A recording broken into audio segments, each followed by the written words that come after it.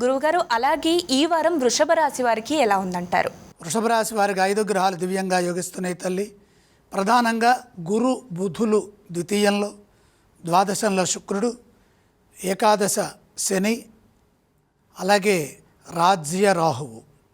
అత్యద్భుతమైన శుభకాలం కొనసాగుతోంది. చేయవలసిన పనుల్లో స్పష్టత వస్తుంది. మీరు చేసే కృషిని అనుసరించి శ్రేయోదాయకమైన భవిష్యత్తు లభిస్తుంది. ముఖ్య కార్యక్రమాల్లో త్వరగా పురోగతి ఉంటుంది. ఆశయ సాధనలో ముందుంటారు.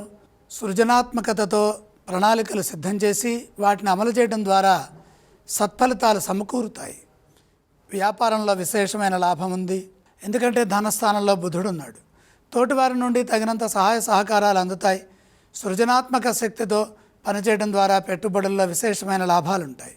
పలు విధాలుగా ఆలోచించి నిర్ణయాలు తీసుకోవడం ద్వారా మంచి జరుగుతుంది. వచ్చిన లాభాలను జాగ్రత్తగా సద్వినియోగం చేసుకోండి. ద్వాదశ శుక్రయోగం కొంత ఇబ్బందిని కలిగించినప్పటికీ మొత్తం మీద లక్ష్మీ కటాక్షం సంపూర్ణంగా సిద్ధిస్తుంది. అనుకున్నది సాధిస్తారు. ప్రతి పని ఆత్మవిశ్వాసంతో చేయండి. ఉద్యోగంలో మేలు జరుగుతుంది. సకాలంలో పనులు పూర్తి చేయడం ద్వారా ఒత్తిడిని జయిస్తారు. శాంతంగా సంభాషించాలి. మంచి వార్తలు ఆనందాన్ని ఇస్తాయి. ఈ వారం వృషభ రాశి వారు ఏ స్తోత్రం పఠిస్తే బాగుంటుంది?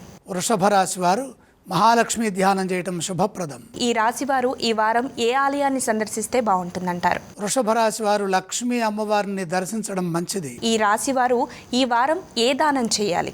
5 గ్రహాలు అనుకూలిస్తున్నాయి కాబట్టి దానాలతో పని లేదు.